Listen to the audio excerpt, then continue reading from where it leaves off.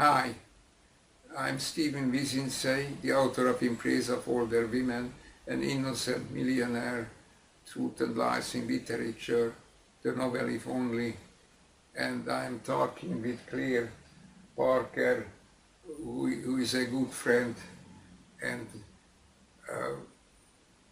who helped me to talk about books. You helped me to read books, you to discover books. And Yes. films.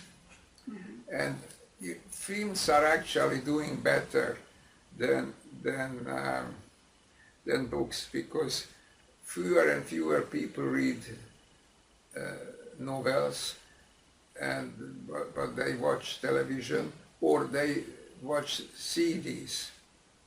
And one of the greatest films made in the last 50 years is Judgement from Nuremberg by Stanley Kramer, who is a director the like of which you haven't, you can't see today. The Game of Thrones or whatever it's called, it's ridiculous compared to something like the Judgment at Nuremberg. This is really great art. And as I said in a blog, what is great about Stanley Kramer as a director, that he works with stars like Spencer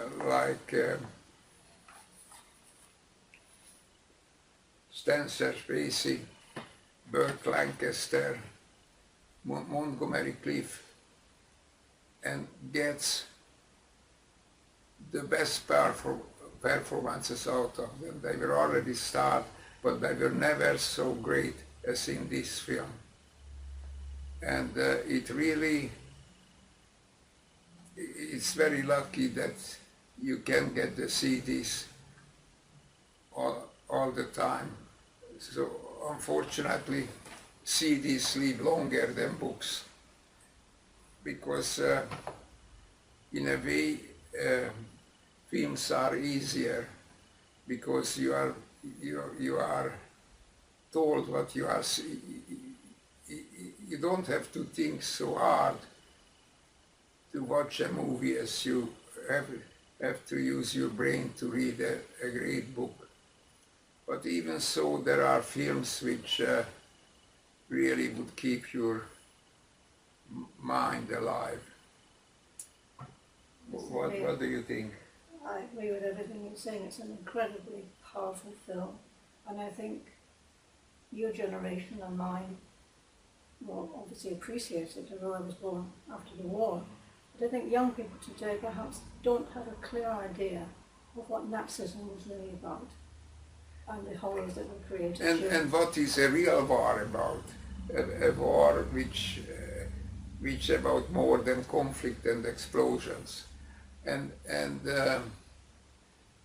that is ridiculous with these imaginary wars like the Star Wars and so on.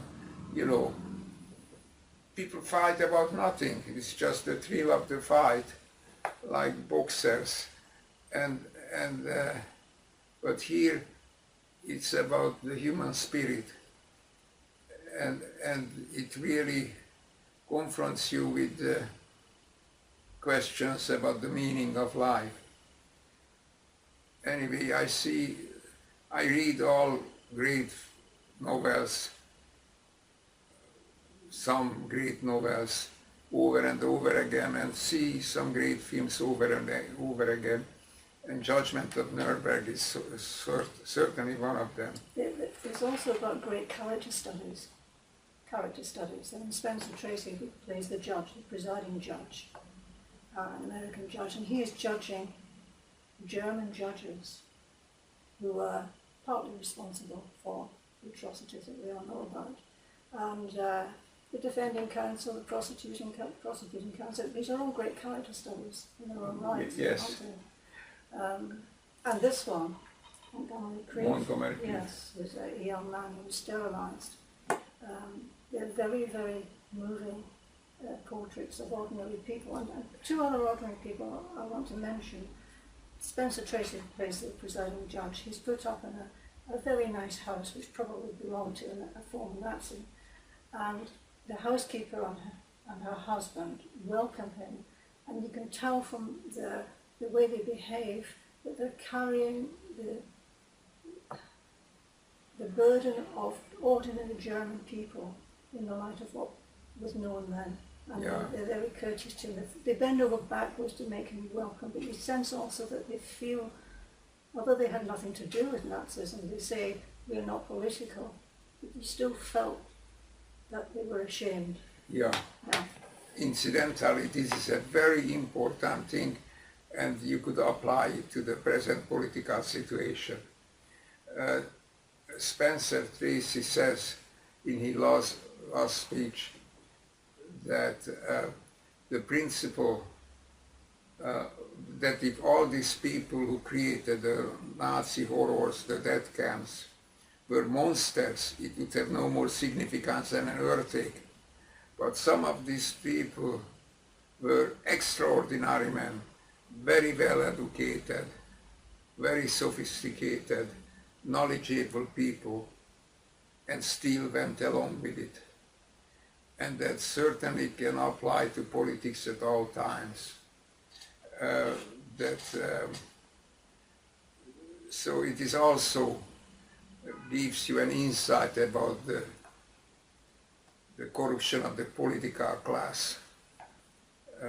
And you could apply it for today. And again, as every great work of art, it always has contemporary relevance, which is really exciting, that it's not only about the past, but it also helps you, it throws light of actually what you are living through at that very moment. That's what great art is. I hope you're going to get the DVD of Judgment at Nuremberg. Can you talk about some of the scenes? What's your favorite scene in the movie? I mean, there's many scenes in the movie. What's your favorite ones? The very end scene, when one of the judges, they were all condemned to life imprisonment, four of them. And one of them, called the character played by Burt Lancaster. What's his name? I've forgotten his name. But he asked to see the judge, Spencer Tracy, while he's in prison, before he goes back to America. And he comes to see him. And he says, I want to tell you something. I didn't know. In other words, he didn't know what was going on in the death camps. He didn't know. He wants to be exonerated. He says, believe me, I knew that there were horrible things and people were murdered, but about those millions, I had no idea it would ever come to that. And then Spencer Tracy tells him, it came to that when you condemned the first man to death, whom you knew to be innocent. That's right, that's how And another thing we shouldn't mention is that the Nazi horror was so incredible that you didn't know how is it possible to human beings to do it, that how could the Germans go marching to Russia and froze in the Russian winter. But an extra character is the music. Stanley Kramer added to it German marching song, student songs from university songs. And they're very rousing, and they are rousing, wonderful music. And you can understand from that music that this music is can drive to this disaster. Germans are really the best musicians. That's creating with the Austrians, Beethoven, Mozart, Bach. They really were the greatest composers the earth has ever had. and several others. I mean, the whole German music, from symphonies to opera to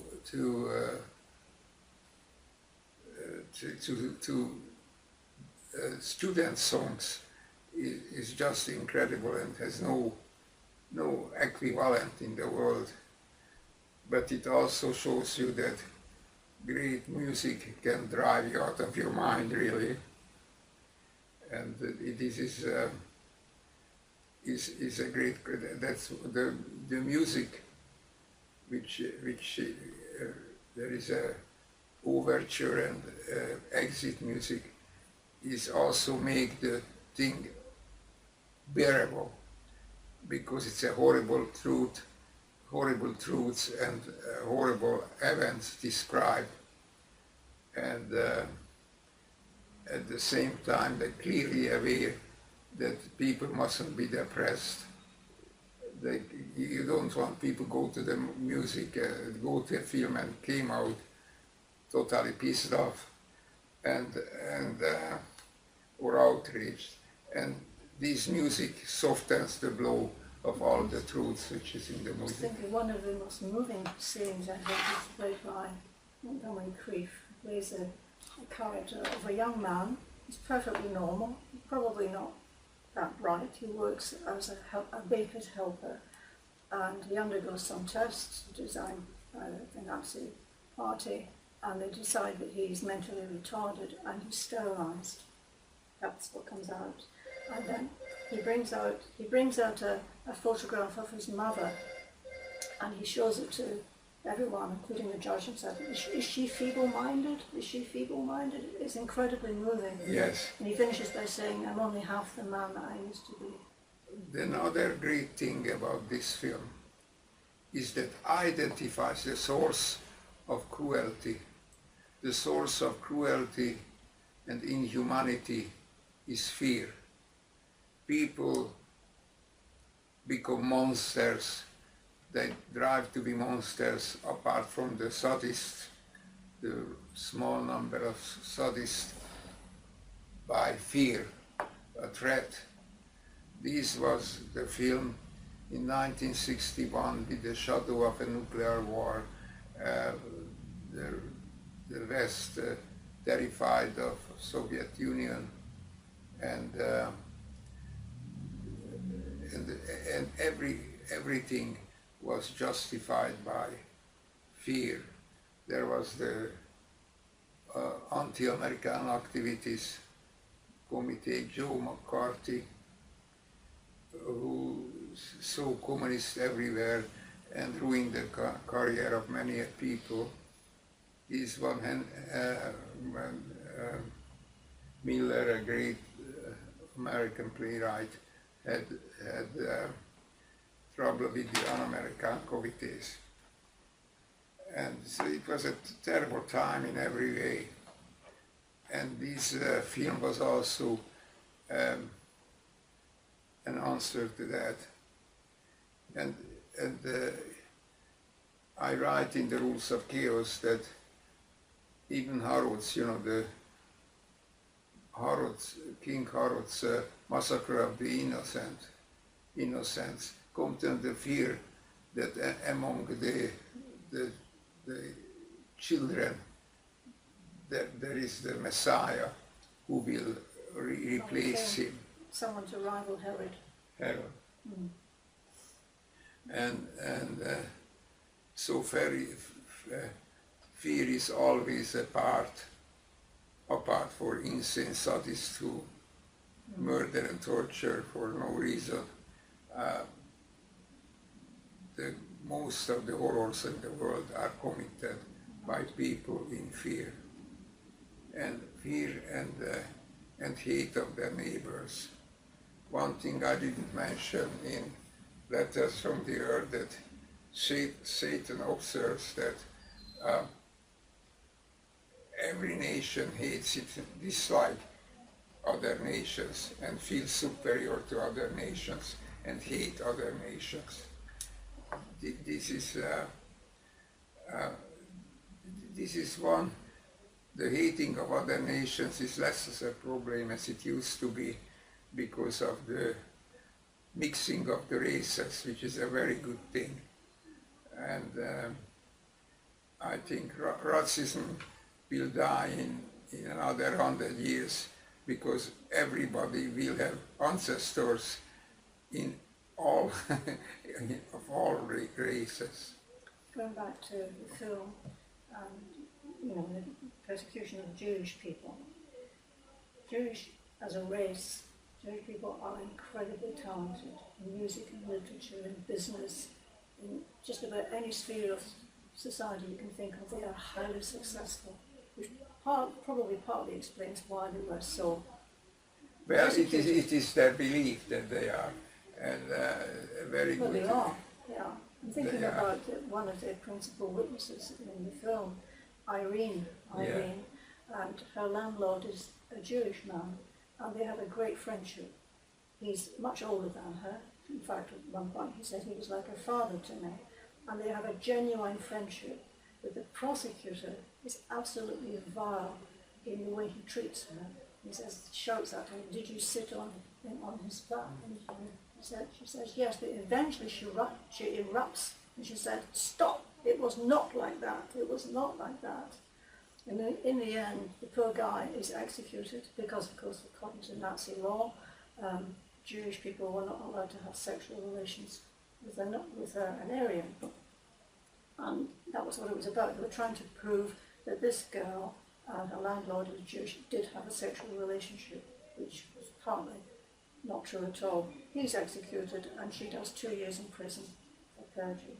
Yeah. Do you want to speak about Judy Garland and her performance? Because the role of Irene is played by Judy Garland as a young woman in her 20s, maybe early 30s, and it is incredibly powerful. Yes. Very, very moving. You know, Judy Garland is the actress who played in the Wizard in Oz. The Wizard of Oz, yes. But this is a totally different role. It just shows you what an incredibly good actor she is. She's an incredible actress. Yes. It's very, very moving. There are several very moving scenes in this film. But it's all about human relationships. Yeah. Isn't it? Yeah. You see, that's the wonderful thing about great films. And even if they are not novels, great films also can ennoble you, because it's not only about who wins, who will lose. It is about many things at the same time. So you have the relationships and the whole Nazi horror and the Second World War overshadowing all events. But at the same time, it is also about people under stress and it's not only history but personal relations, and not only personal relations but tragedies and catastrophes. It's absolutely everything in it, and it gives you an ennobling experience of what life is. And it also are films which can help you not to feel sorry for yourself. Because one thing which is about all these great books and films had together, that they don't inspire you to self-pity, which is a murderous emotion and a very disabling emotion.